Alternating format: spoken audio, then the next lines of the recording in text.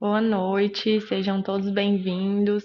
Meu nome é Maria Rita, estou acompanhada aqui do meu colega Pedro. Nós somos residentes do primeiro ano de oftalmologia do Hospital Oftalmológico de Brasília e viemos aqui hoje apresentar uma aula sobre anatomia e semiologia motora, sob a orientação do Dr. Natanael Rocha. Vou passar a palavra para o Pedro, que vai começar a aula. Começando o tema, então, por anatomia geral. Em relação ao tema de anatomia ocular, é sempre importante revermos alguns fundamentos.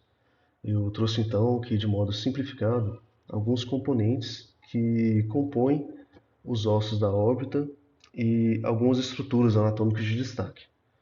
Temos aqui, então, na figura que a órbita ela é dividida em teto, parede lateral, parede medial e assoalho. Ela é composta por 7 ossos. Temos aqui em destaque, então, o esfenoide, o osso frontal, etimoide, o osso zigomático, o maxilar superior, o osso lacrimal e aqui o palatino. Outras estruturas importantes são o forame supraorbitário, o canal óptico, a fissura orbitária superior, a fissura orbitária inferior e também o forame infraorbital. Do ponto de vista da motricidade ocular, nosso foco tende a ser os músculos extraoculares, também chamados de externos ou extrínsecos. Eles são 7 ao todo. São 4 músculos retos, lateral, medial, superior e inferior, os músculos oblíquos superior e inferior e o músculo levantador da pálpebra superior. Todos eles se originam no vértice posterior da órbita, com exceção do oblíquo inferior, que se origina no vértice ínfero-medial.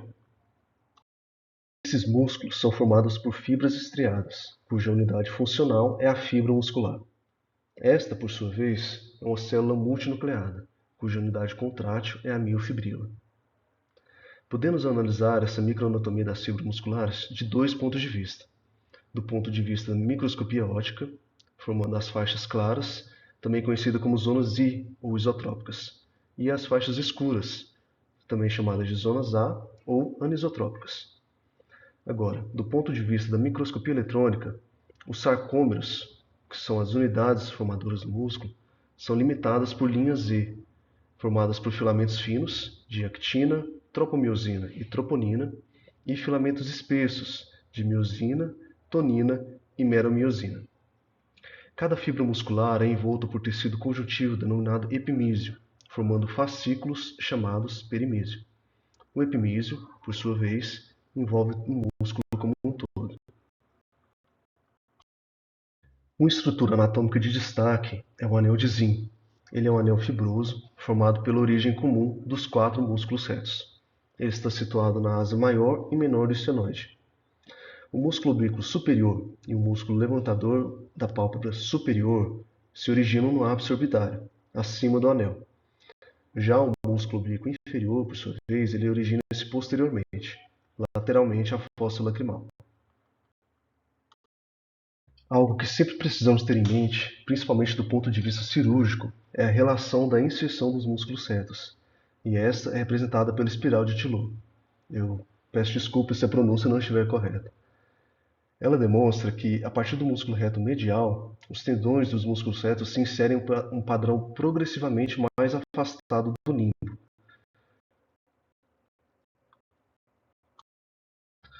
Temos aqui então em destaque a distância da inserção dos músculos ao limbo, demonstrando assim essa espiral.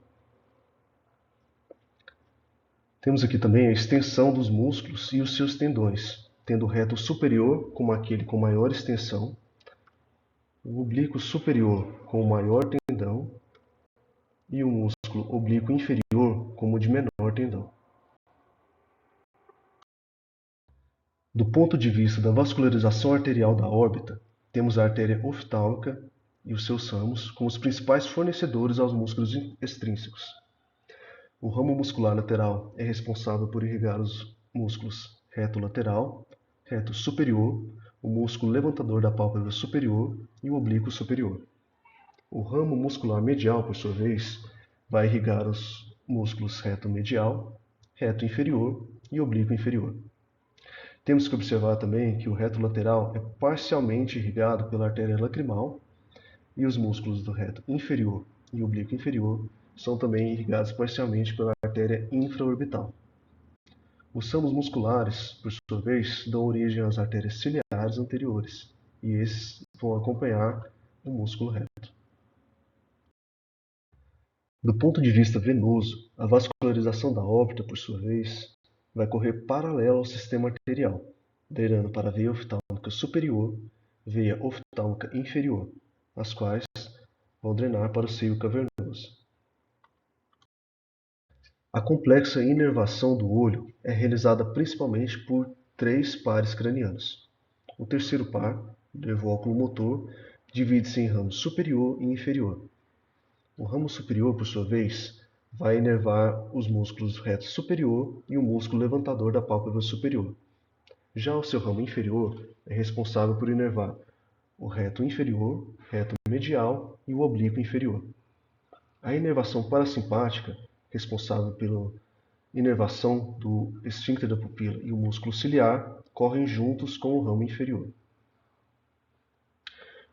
O quarto par craniano, o nervo troclear, por sua vez, ele é responsável por inervar o músculo oblíquo superior, e o sexto par, o nervo abducente, é responsável pela inervação do músculo reto lateral. A sustentação orbitária é formada por uma estrutura músculo-fibroelástica complexa, formada por alguns elementos que aqui nós destacamos, dentre eles o cone muscular, localizado posteriormente, formado pelos músculos extrínsecos, suas bainhas e o septo intermuscular, que vai da esclera até a junção do nervo óptico. Promovendo o suporte ao acolchoamento, nós temos grande quantidade de tecido adiposo, localizado tanto posteriormente quanto interiormente ao cone muscular. Cada músculo, por sua vez, é envolvido por uma bainha, desde a origem até a inserção escleral, formando uma espécie de sistema de polias que permite a motricidade do olho. Essas bainhas, é importante notar, são de característica mais delgada, olhando posteriormente, sendo que anteriormente tem uma característica mais espessa, principalmente ao passar pela cápsula de Tenon.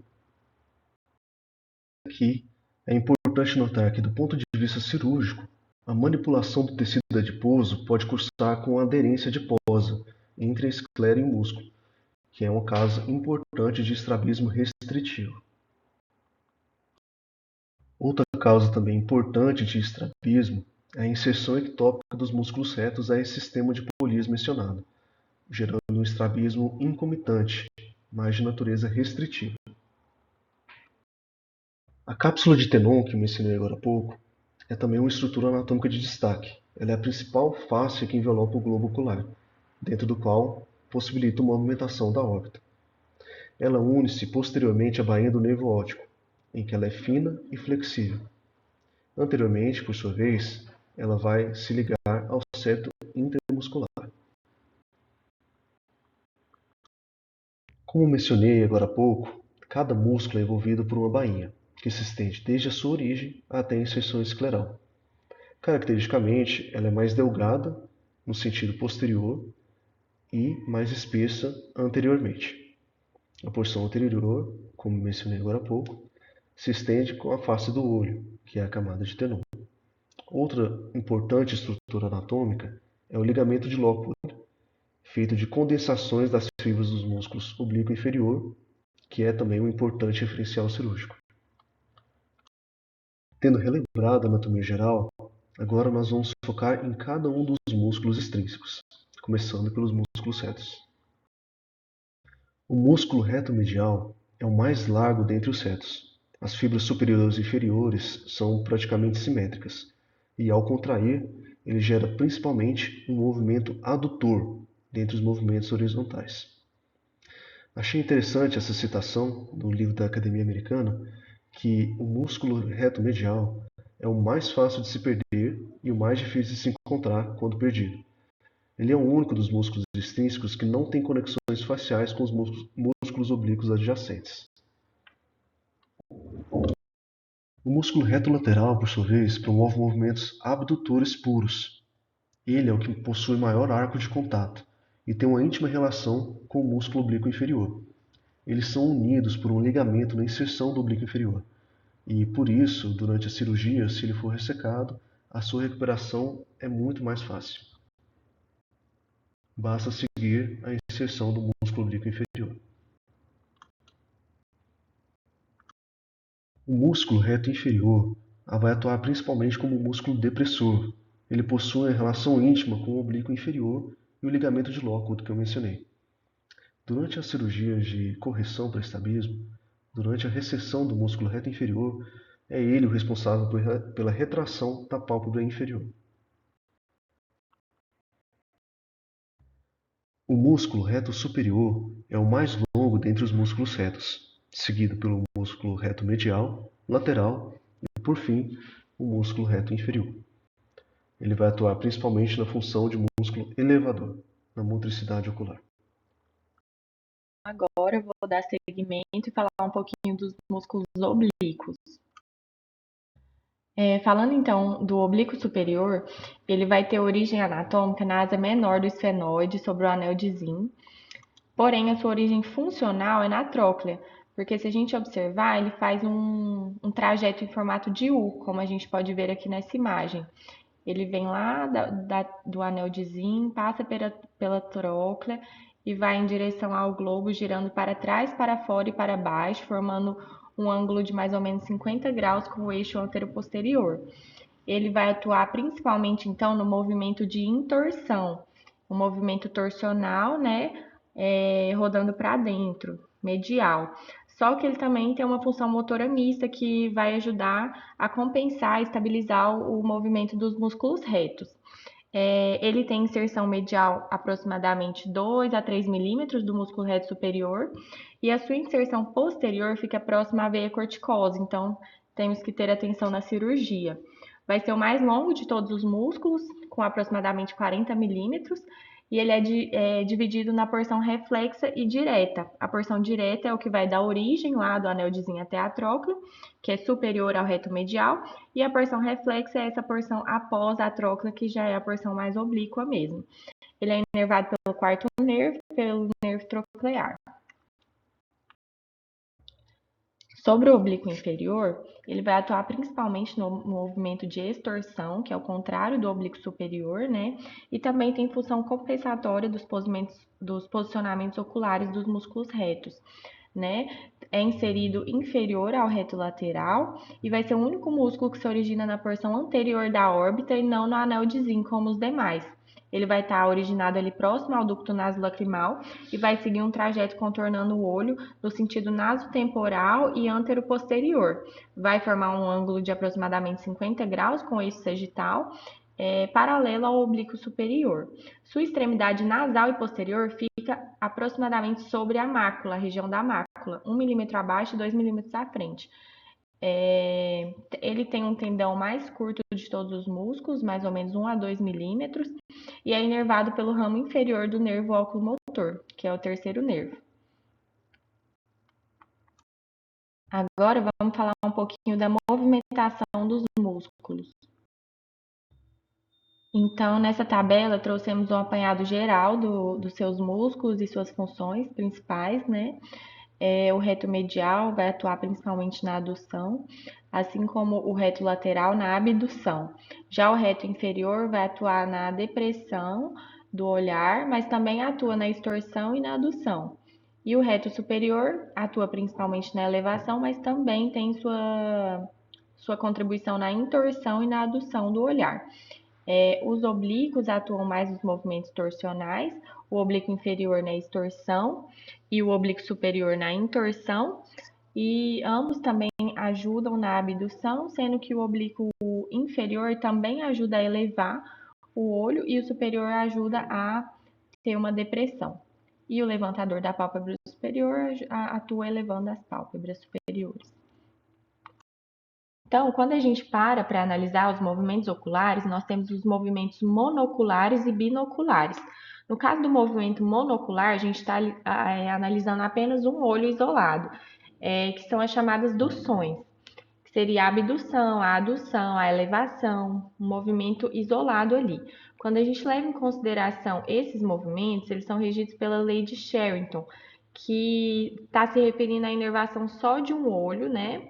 Por exemplo, quando o olho realiza um movimento em determinada direção, um músculo agonista está se contraindo e o antagonista está relaxando na mesma proporção para aquele movimento ser efetivo. Se a gente, por exemplo, falar de uma abdução do reto lateral, o reto medial terá que estar relaxado, né, para o movimento ficar certinho. Já nos movimentos binoculares, nós temos as versões, que são os movimentos conjugados dos dois olhos, por exemplo, os dois olhando para a direita, os dois para a esquerda, e temos as vergências, quando esse movimento está disjunto, né, não está conjugado certinho, cada um vai para um lugar ou tem algum desvio, né? Quando a gente fala dos movimentos conjugados, estamos falando da lei de Hering, que o mesmo sinal nervoso tem que ir para os músculos sinérgicos se contraírem. Por exemplo, na dextroversão, que seria o olhar para a direita, o músculo reto lateral do olho direito e o reto medial do olho esquerdo tem que receber esse mesmo estímulo para esse movimento se tornar eficaz. Nessa figura aqui, a gente pode perceber todas as posições cardinais do olhar e a posição primária aqui no centro, né? E aqui a gente percebe mais ou menos o movimento, a função de cada músculo. Aqui o oblíquo superior e o inferior agindo mais nos movimentos torsionais e os retos atuando principalmente nos movimentos aqui dos eixos, né, sagital e vertical. Mas lembrando que eles têm funções também secundárias e terciárias e um pode ajudar o outro. Aí falando um pouquinho dos conceitos, né, da terminologia, quando a gente fala ortotropia, quer dizer que quando a gente oclui um olho, o outro não se move, estão os dois olhos recebendo objeto de fixação na fovéola. Na exotropia, há o desvio convergente de algum dos olhos ou dos dois, e o desvio permanente. Na exotropia, é o desvio permanente, porém divergente. Tem a exotropia intermitente, quando esse desvio não é permanente, né? E a exotropia intermitente também. E no caso das forias, é um desvio latente. Aí tem a exoforia, que seria convergente, medial para dentro, e a exoforia, que é o divergente, quando o olhar vai para fora. Na hipotrofia tem um desvio inferior e na hipertrofia um desvio superior. Por exemplo, no caso de uma hiperfunção do oblíquo inferior, pode ter uma hipertrofia com elevação em adução, já que ele tem ação abdutora no olhar para cima, né? Se nesse caso for bilateral, pode ficar com aquela olhar em V, entenderam? Agora vamos falar um pouco mais da parte prática, tá? Da semiologia motora. Sempre temos que lembrar de uma boa anamnese, né? Que é super importante e nesse caso não é diferente.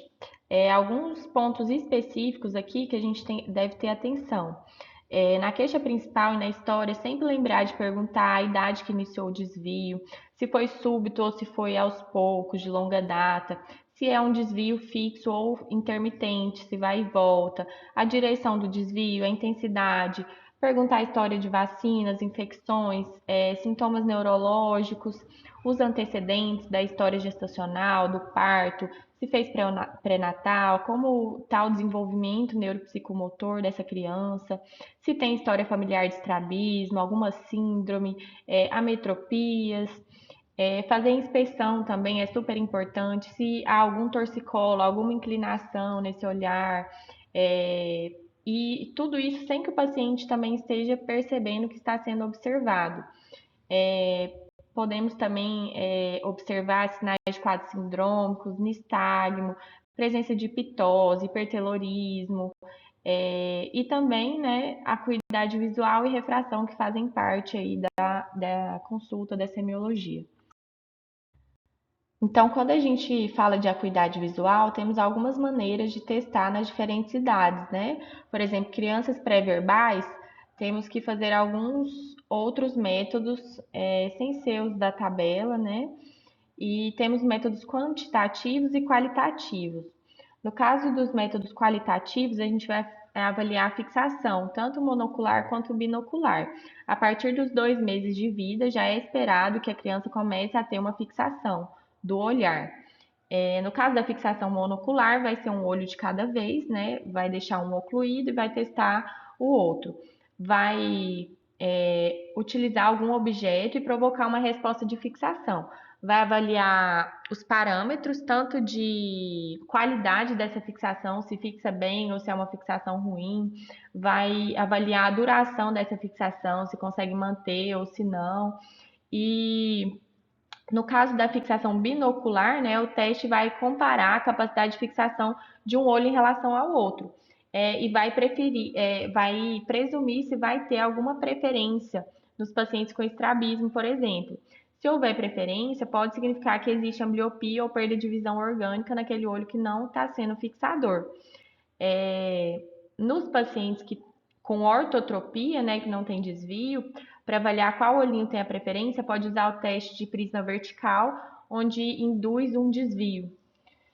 Já nos testes quantitativos, nós temos o teste do tambor optocinético, que é aquele que vai ter várias faixas pretas e brancas de um tambor giratório que vai provocar nistagmo na criança.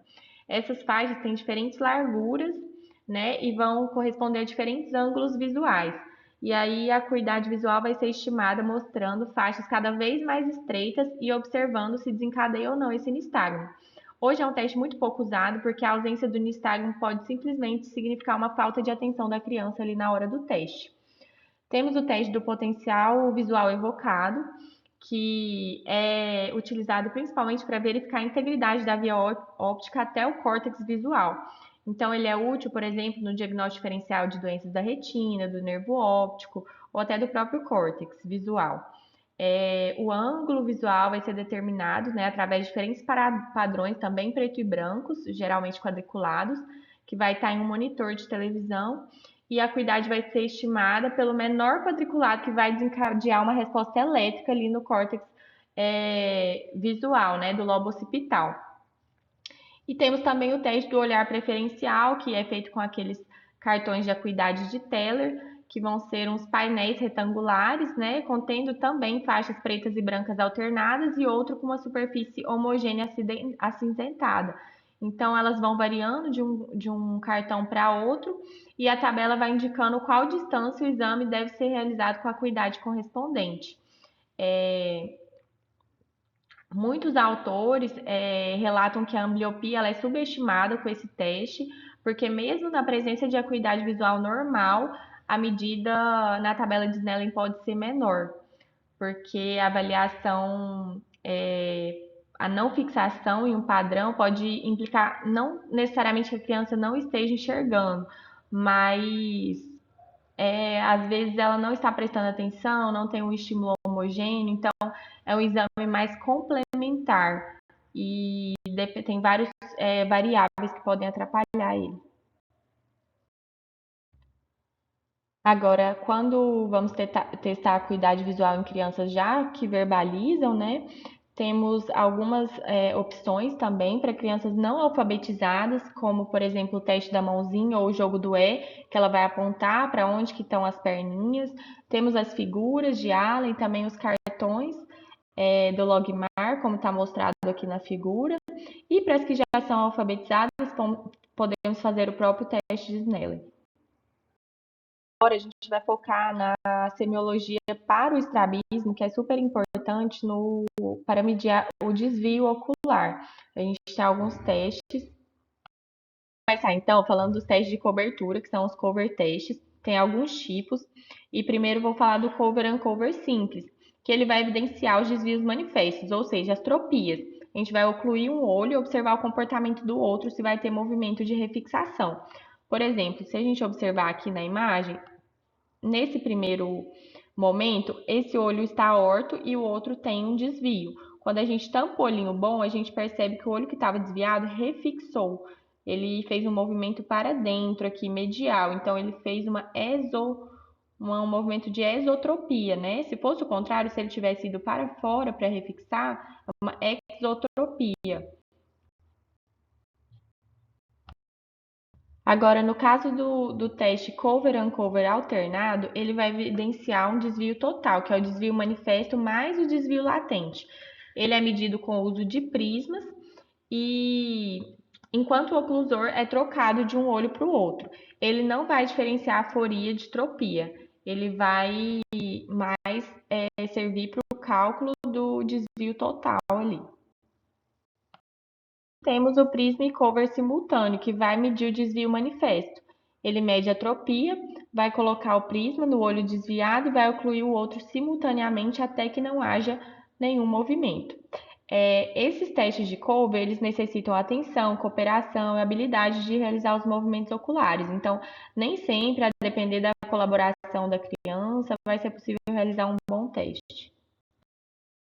E aí, nesses casos, para crianças pouco colaborativos ou pacientes com baixa visão ou baixa fixação excêntrica, que não conseguem fixar o olhar num objeto, né, a gente usa os testes de reflexo, como, por exemplo, o teste de Hirschberg. O desvio vai ser estimado pela localização do reflexo de um foco de luz sob a córnea. Então, a gente pode observar aqui na imagem que nesse primeiro momento o reflexo está compatível aqui, batendo bem no meio da pupila, que é a posição normal. Já nesse caso aqui, está na borda pupilar, que seria mais ou menos um desvio de 15 graus ou 30 dioptrias, como está aqui na tabela. Se ele ficar entre a borda pupilar e entre o limbo, vai ser um desvio de aproximadamente 30 graus ou 60 dioptrias. E no caso dele estar ali perilimbar sobre o limbo, vai ser um desvio de aproximadamente 45 graus ou 90 dioptrias. Se estiver para fora, maior ainda.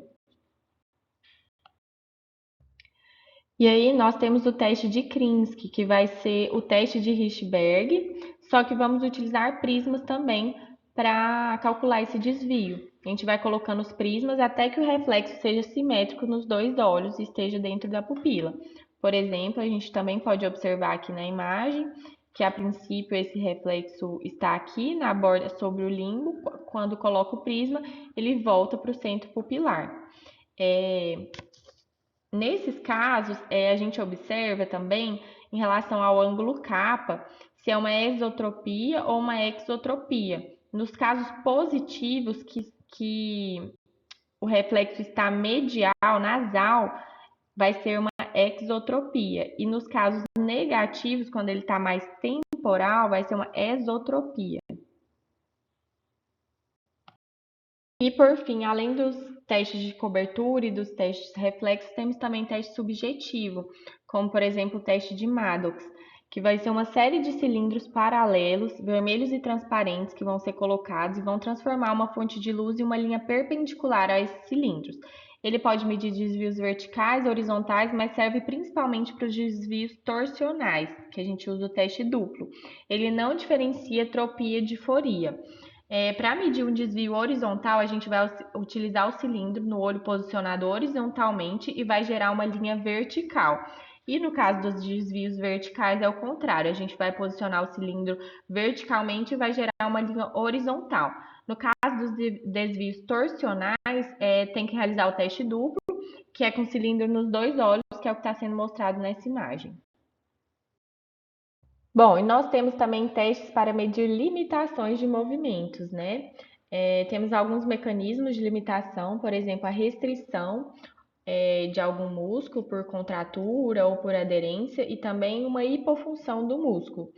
Então, temos o teste das abduções forçadas, que seria no caso do paciente, ele não vai movimentar os olhos, a gente vai pegar uma pinça, movimentar o olho em busca de uma restrição. No caso de resistência a essa movimentação, o teste vai ser positivo e vai ter uma provável restrição.